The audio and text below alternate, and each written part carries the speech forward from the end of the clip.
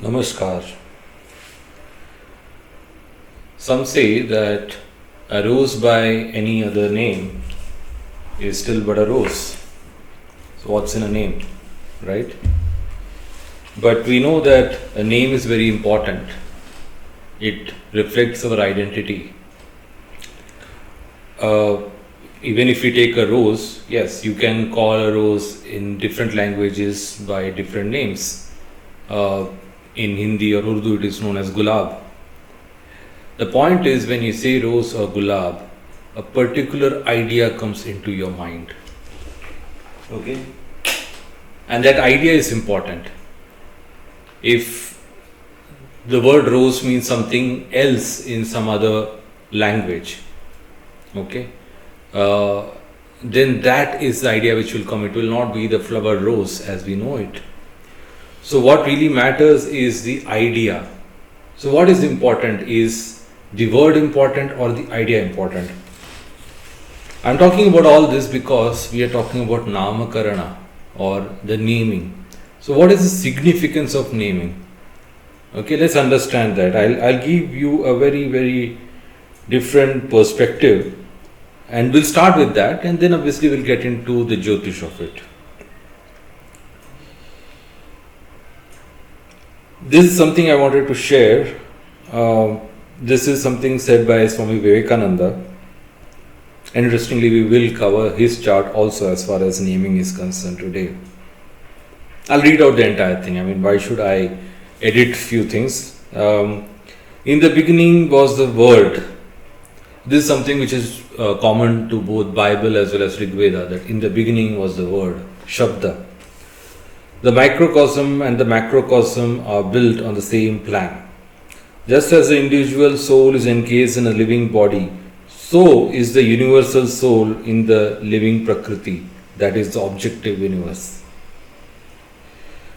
This covering of one soul by the other, this covering of one by the other, that is not one soul, by one by the other, that is the soul is getting covered by nature. The soul meaning the universal soul, okay, that is getting covered by the nature. Brahman is getting covered by Prakriti, Purusha is getting covered by Prakriti. This is analogous to the relation between an idea and the word expressing it. The word is manifesting the idea, but this is the relation between them. The word is containing the idea. The word is manifesting the idea, but it contains the idea. So when I say rose, a particular thing comes in my mind. It's a flower. Okay? If I just say flower, it can be a hibiscus, it can be a sunflower, it can be a rose, it can be marigold, it can be anything. When I have to specifically refer to a rose, I have to say rose, or whatever it means in different languages, say gulab, etc. Coming back to what Swamiji said, they are one and the same, that is the idea and the word expressing it. And it is only by a mental abstraction that one can distinguish them. Thought is impossible without words. Thought is impossible without words. Right? Therefore, in the beginning was the word, etc. This dual aspect of the universal soul is eternal. So what we perceive or feel is combination of the eternally formed and the eternally formless. In another context, he said the whole of this universe has both name and form, nama, rupa, as its conditions of manifestation. In the human microcosm, there cannot be a single wave in the mind stuff unconditioned by name and form. It's only by taking something by its name. I see a door, a window, light, computer. I have to say something, and that is, then someone is able to relate, and it creates a kind of a thought wave inside their brain. Right?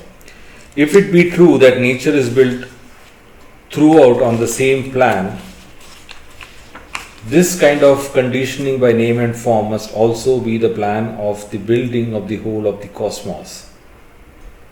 As one lump of clay being known All things of clay are known. So the knowledge of the microcosm must lead to the knowledge of the macrocosm. I mean, he says a lot of other things. He also talks about sphota, which is, there is a theory of sphota, which is one of the great scholars to whom it is attributed, though he is someone who compiled it, is Bhartri Hari in his book called known as Vakpadiya, where this entire thing about, does the thought come first or does the word come first, what is the relation between the thought and word, all these things are discussed.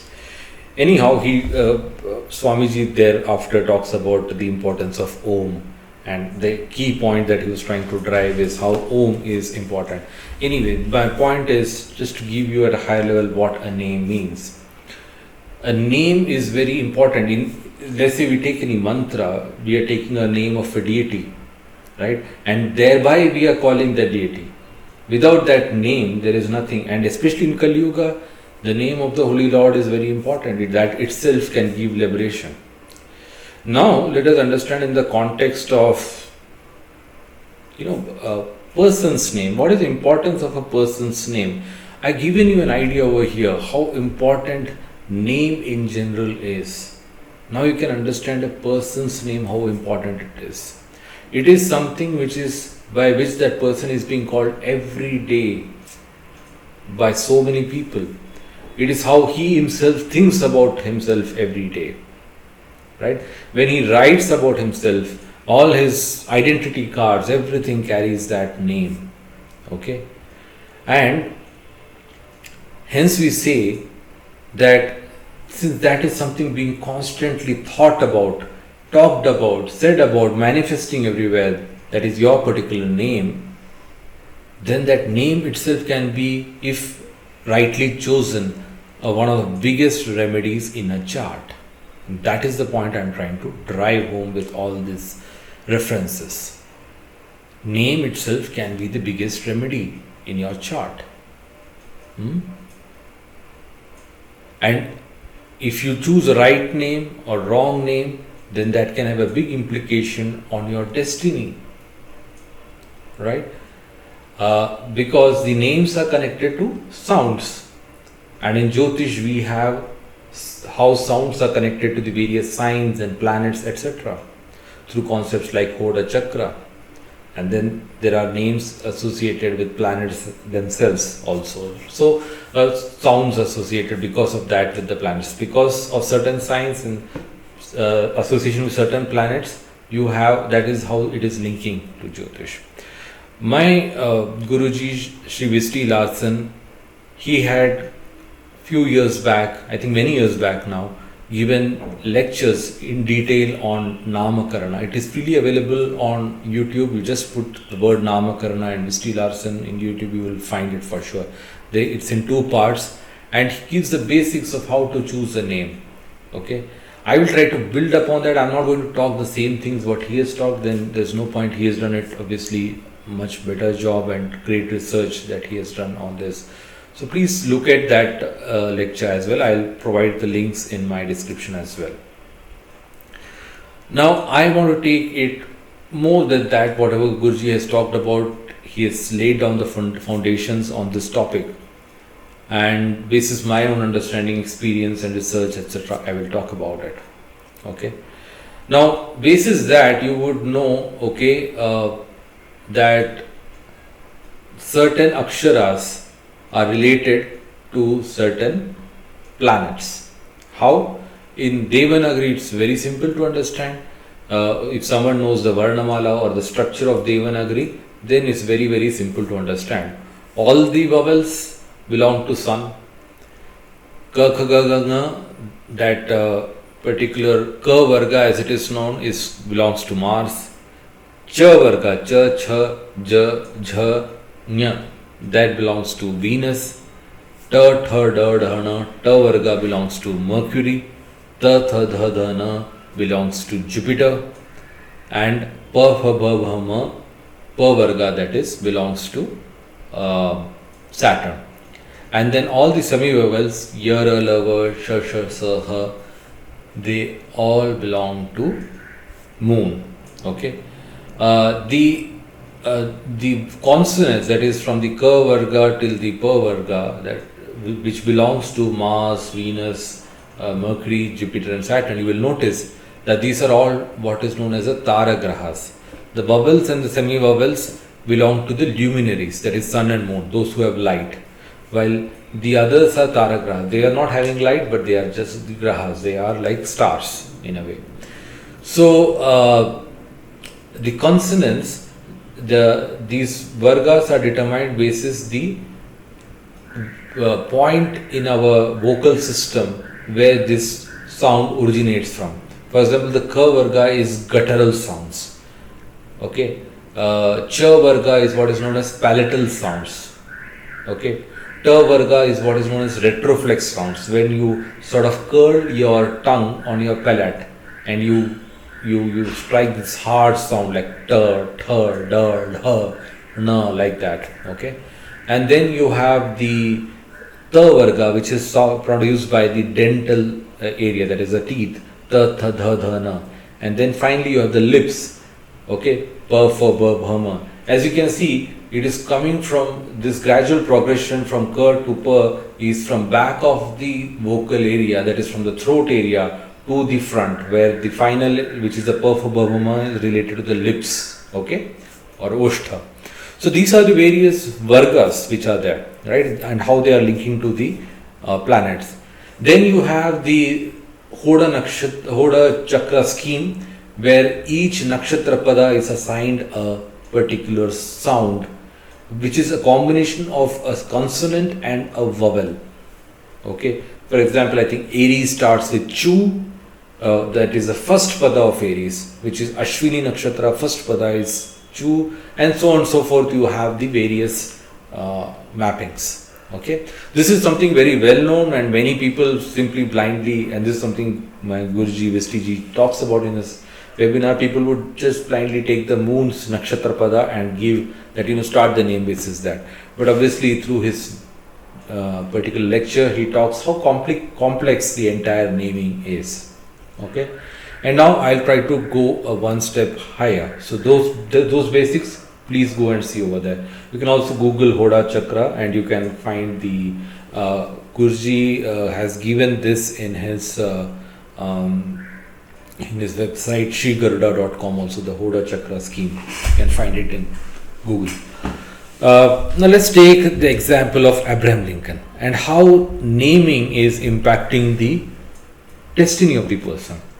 So his name is Abraham. Now some may say it can be Abraham also. That's how maybe Americans themselves pronounce it. Now the another complicated thing about naming is whose pronunciation should we take? Okay. Ideally speaking, it should be the mother or the people who are calling, how they are calling. Now we don't know how Abraham Lincoln was being called. I generally tend to call him as Abraham. So the akshara is A, not A.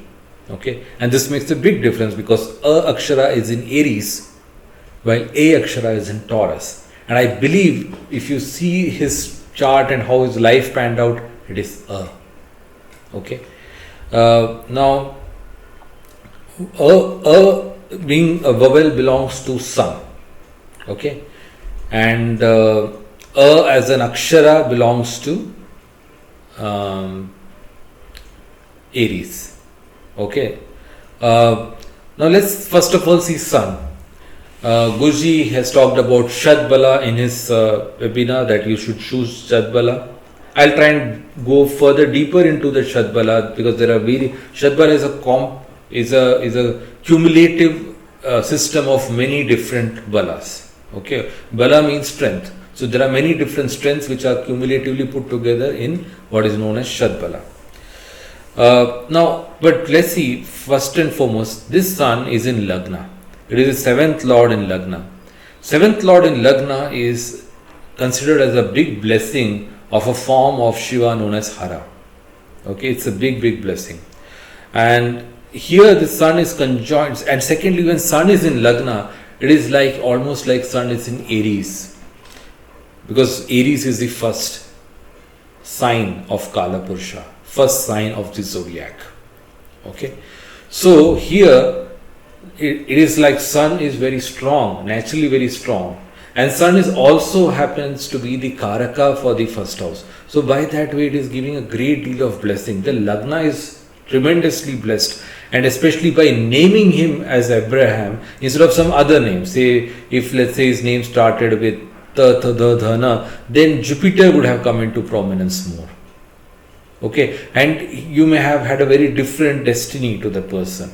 Okay, if his name started with Yara, Lava, Shasha, Sa, then moon would have come into prominence, moon in the 12th house. It is not that strong.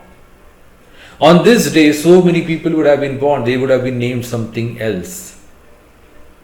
And that is also what differs the destiny of this person. We are here talking of a great person, someone who is known more than 150, 160 years after his death, and someone who will be known for ages to come because of what he has done during his lifetime, right? Not every US president is as well known as Abraham Lincoln. Growing up, if you ask people, okay, who are the US presidents you know about, they will say, okay, I mean, apart from the president of this particular time, right? They would name people like Abraham Lincoln or John F. Kennedy or maybe Roosevelt, right? These would be the few names which would come. Right. So sun in Lagna is giving that big blessing, it's activating that big blessing, and this sun is with Mercury. Mercury happens to be his Atma Karaka. I consider looking at few charts, and I'll show you this connection in other charts also, that when it is linking to Atma Karaka, there is deep soul level karma which is coming out into the open. So this is a very important birth, and there is something significant which is coming from deep down from the soul. Whatever is, I'm not saying good or bad over here. It can be good, it can be bad. Whatever it is a very soul level deep karma which is coming out. Okay. This Mercury happens to be in Digbala. Mercury in Lagna is supposed to be Digbala. It gives great direction. So you are already activating a sun in Lagna and a Mercury in Lagna, which are both very well placed. Yes, you may argue this is a sign of Aquarius, and sun is in an inimical sign and whatnot, but the bhava matters a lot. Lagna bhava, sun is very strong over here, and Mercury is also very strong over here, and that is what is getting. Sun in Lagna, automatically the person is interested in governance, okay, in ruling, in administration. These are the strengths of sun. It's like a king. It's like sun is feeling, I'm in Aries. Aries is his exaltation Rashi. Aries also is considered as a royal Rashi, the Rashi of kings, rulers. So he is like a ruler in his mind already with this name. Okay. But we also got to see the other aspect, which is the sign of this Akshara, which is Aries. Aries has a Ketu in it. This is second lord in third house, 10th lord in second house. 10th lord in second house is, this is third house, my mistake. 10th lord in third house. Okay. But third house brings a great deal of, one may say, ability to take initiative. Okay. It makes a person more entrepreneurial mindset. But what does an entrepreneur really mean? It's like pioneering something. Being able to deal with the uncertainties of starting of something new. Okay, not getting afraid because of that. And you can see those qualities were very key in his presidency. He faced something no previous president of United States faced, barring maybe George Washington. He faced a period of major transformation and change. And he presided over it, and he somehow kept the country united through all of that. But the lord of this sign is Mars, and this Mars is in the 9th house of, you may say, large scale affairs, global affairs, at least national level affairs, if not international affairs. And this Mars is battling with Rahu. Rahu is a deadly battle. Okay, it's like Devas and Asuras fighting with each other. And over here, this Rahu is in 9,000 Marana Karaka Sthana, which is not a good thing. Okay. So this name is activating this. So this name is already activating the civil war in a way, you may say. So he is one who will be destined to preside over the civil war. And Since Rahu also lords Aquarius, being the first lord, Rahu in Marna Karaksana, it eventually also causes his death. It's a great battle. By the way, Mars indicates south direction. Okay. And Rahu is in MKS, Marana Karaksana, but Rahu in Venus over here is definitely much stronger than Mars. See, Rahu causes something known as Stambhana Yoga, or what is called it freezes. I have done a webinar on Kuja Stambhana, please refer to that. So it is causing a kind of a Stambhana on or freezing Mars. Okay, and we are talking of Abraham Lincoln, who led the north side against the south side. South, as I said, is ruled by Mars. Okay, and the south or the Confederates got defeated. Just read a bit of history on this and you will understand what I am talking about. Okay, so you can see what is coming into prominence by this name. You can see rulership, you can talk about the war, you can see a lot of enterprise, etc. Okay, let's look at the Shadbalas. Okay, and I'll be focusing on what is known as the Sthana Bala, which is the first 6 ones over here. Okay, Ucha Bala gives you a natural renown, you may say. Okay. Here Sun is fairly strong in it, above 30. So this is like between 0 to 60. So it is above 30 for sure, is very strong. Saptavargaja gives an ability to withstand great amount of misery, sorrow, trials, tribulations, challenges, etc. And Sun is also fairly strong in that. Okay. Key thing to decide over here is Sun strong compared to the 6th Lord Moon? Moon is at 72, Sun is definitely much stronger than that. Oja Yugma gives a great deal of enterprise, energy, right? Initiative, and that anyway we see because of that Ketu, but Sun is also indicating that. 30 is very good, 30 is the maximum over here. It's 0, 15 or 30. Kendra Dibala is giving a kind of, this is also kind of a renown. It's like it's a moon kind of renown. It's like people are liking you. Okay, and here Sun is being in Kendra, Sun is having this maximum. Dekna Bala gives us skill sets. So Sun skill set is about ruling. So it definitely is a great skill set of how to rule. This is either 0 or 15. So this is at a maximum. So you can see also how this Akshara is impacting these aspects. Okay, let's move on to some other examples. I've spent a lot of time on this. I want to give some other examples. Our own Prime Minister, 3-time Prime Minister who has created a history, Shri Narendra Modi. Now here, Na Akshara belongs to Jupiter. Okay, it's a dental sound. And Jupiter is having a very interesting yoga known as Shankha Yoga with Rahu. Jupiter is in the 5th house, Rahu is in the 6th house. Rahu is in the sign of Jupiter, Jupiter is in the sign of Rahu. They have a Parivartana Yoga, which is one of the strongest yogas. It is the strongest yoga possible. It's more stronger than even Yuti. It's stronger than Jupiter and Rahu being together in a sign. Okay, and this is known as Shankha Yoga. Shankha Yoga, you know, when we blow a shankha or a conch, shankha means a conch, and you know, if you remember Mahabharata and all, they would blow these conches at the beginning of the war.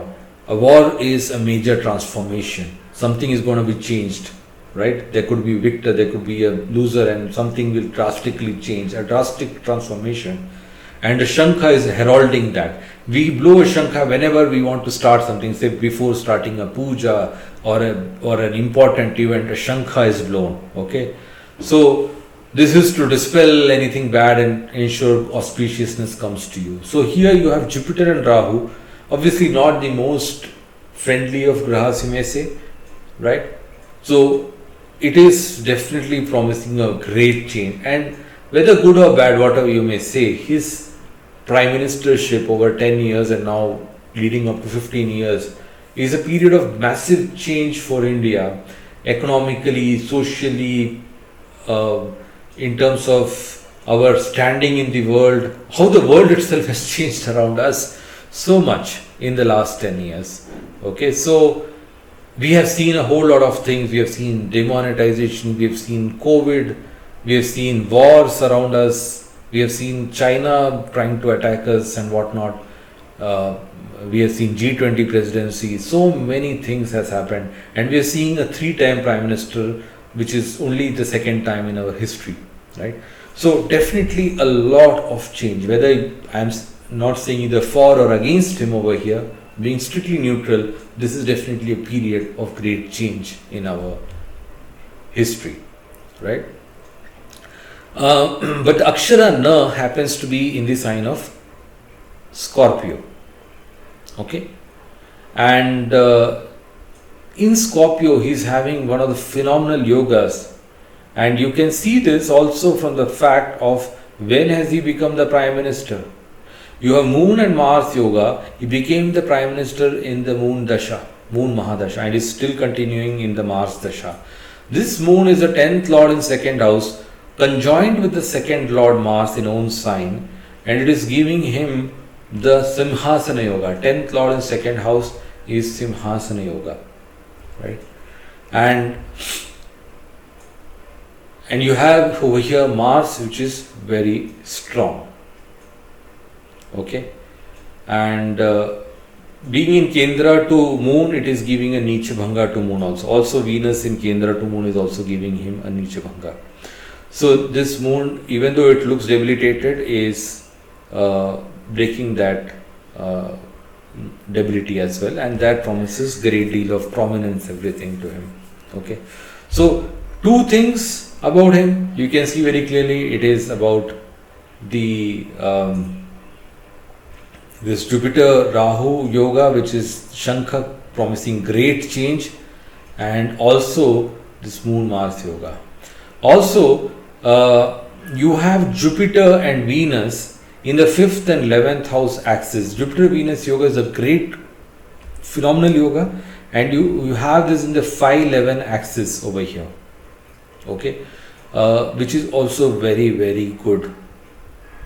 Okay, and this Venus is conjoined as Atmakaraka. So in a way, you have the Jupiter Saturn, Jupiter Venus yoga. So definitely this is impacting a big thing. In a way, it's a deep soul level karma. And 5th house is about following about the praja, that is the people. Okay, the people who vote for him, who revere him, who are his disciples and all that, right? And Venus is his Lagnesha. Okay, so there is a great deal of strong yoga over here going on. Okay, so you can see that the name itself is activating. Again, I would say on this day, at the same time, so many other people would have been born. How many people were their name started with Na Akshara, right? And then obviously, there is also a way of analyzing the whole name. That is, each of the aksharas of the name, Na, Ra, again you have Dra. So all of this are given some numbers, and then an overall whole name analysis is done, like which sign it maps to and all. That's a whole different thing. I'm not going to get into that today, but this itself is giving you some understanding of what this chart promises to do. Okay. Now let's talk about some spiritual charts. Okay, I wanted to take more charts, but maybe I'll take some other charts in another lecture. But I want to talk about Sri Ramakrishna over here. So Sri Ramakrishna, rather let me take the chart of Swami Vivekananda. Okay, let's look at Swami Vivekananda. Interestingly, his birth name was Narendra. Okay, and Na Akshara, as we have seen in the case of Narendra, the other Narendra, that is Narendra Modi, is in Scorpio. Now, okay, Na again belongs to Moon. So let's look at Na belongs to Jupiter. My mistake.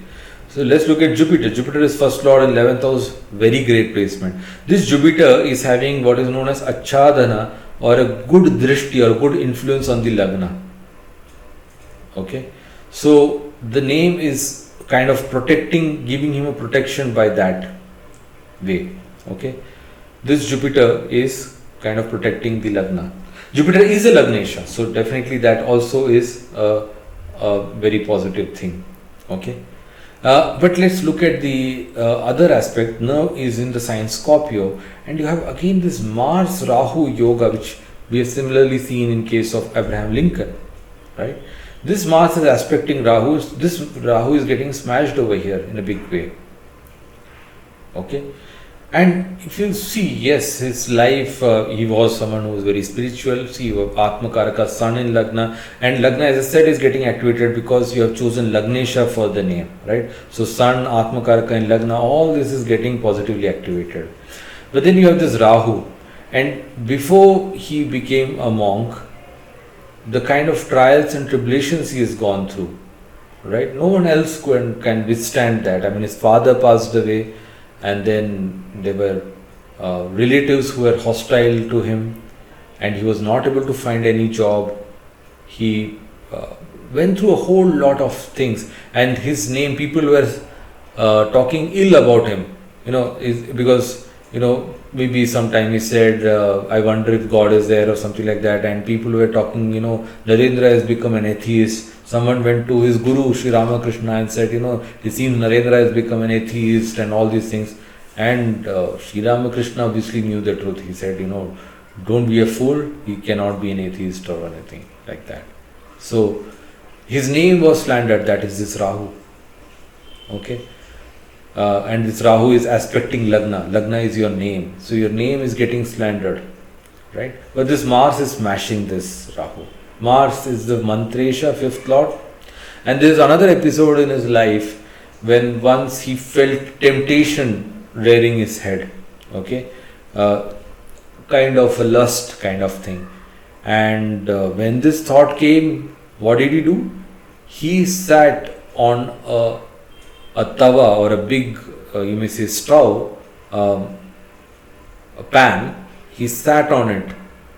I mean, his buttocks got completely burned for months, but he sat on it to remove that feeling completely. That is Mars Agni sitting on hot stuff. So he was very rigorous that way. Okay, so he completely, this Rahu is getting smashed. Temptations, 12th house, partner trying some lady coming in, getting attracted to him, etc. Completely smashing that temptation. Okay. In fact, when he was in his youth, after his father passed away, when he was in very dire straits, he was not able to get a job. There were some women who proposed to him, to become like, their sexual partner kind of thing, and he completely rejected it. Someone who had that kind of mantra Shakti in him, mental strength in him. See, mantra is also about mind. The mental strength is very strong.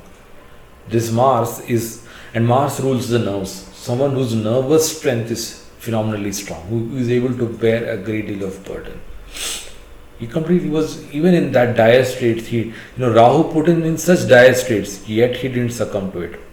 But let's interestingly see his name by which we know him now, Vivekananda. Interestingly, first his name was not Vivekananda. The name Vivekananda, I believe, was given by either his disciples in Chennai, in Madras, or was it the Raja of Khetri? I don't know. But originally he was named as Vividhishananda. Okay. And just before he was about to board for the ship in to America, that time his name it changed to Vivekananda, I believe. That's when it got changed. So, but anyway, both Vividhishananda or Vivekananda is Va Akshara, or V specifically, if you were to say. And Va is a semi-vowel, it belongs to moon. So what is this activating? Okay, moon is his Amatya Karaka, which is about work. What is the important karma you are about to do in this life? Okay, and it is conjoined Saturn, which is Bhratri Karaka. Bhratri Karaka is about your guru. Okay, and 10th house is, they are both together in the 10th house. 10th house is about some institution or an organization which is being set up.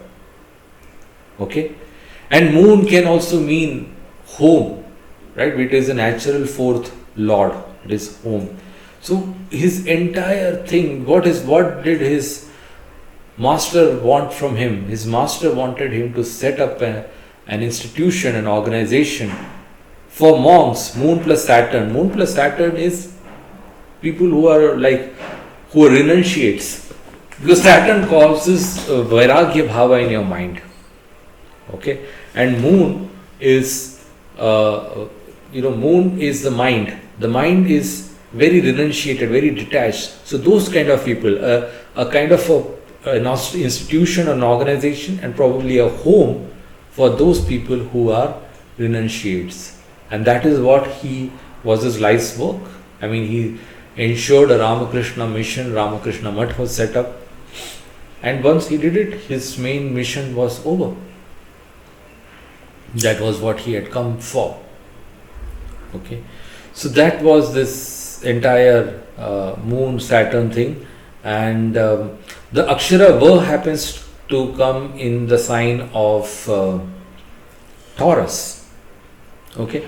Now, Taurus is ruled by moon as well as Venus. Let's look at both. Venus is in the second house and there is this parivartana going on. Okay. So this and this is the second house, 10th house parivartana. This is also like a Simhasana yoga, like the 10th lord is in the second house. And second house is about kula or a group and all that, and that was also part of the thing. In Ramakrishna mission, you're creating a group of monks who are together, right? This is in the 6th from his Arudha Lagna, and 6th from Arudha Lagna causes renunciation. Okay, so as soon as he took this name, I mean, just around this time was when he became a completely renunciated. His guru, Sri Ramakrishna, said that at least till the time I'm alive, don't become a sannyasi. So he didn't become a sannyasi till then, and then after the death of Sri Ramakrishna, after the passing away Samadhi, a year or a couple of years later is when they decided completely to renounce, and they had a ceremony which was done, I believe, on Christmas Eve. And around few years later, he adopted this name. At least the name started with Va Akshara, Vividhishananda. I'm not sure when exactly that name change happened to Vividhishananda. I think it's somewhere during his travels when he left Kolkata and started traveling across the length and breadth of India. Around that time is when he changed this name to or probably when he got initiated, that was probably when it was changed. Okay, so it's very clearly linking to his renunciation, which is his sannyasa, and that is why it is related to the Arudha Lagna 6th house. Okay, and it is having a very strong link to this 10th house of work, his key karma, and which has his Amatya Karaka. Amatya Karaka in 10th house, he will phenomenally do his work. He will do his work perfectly. He did it.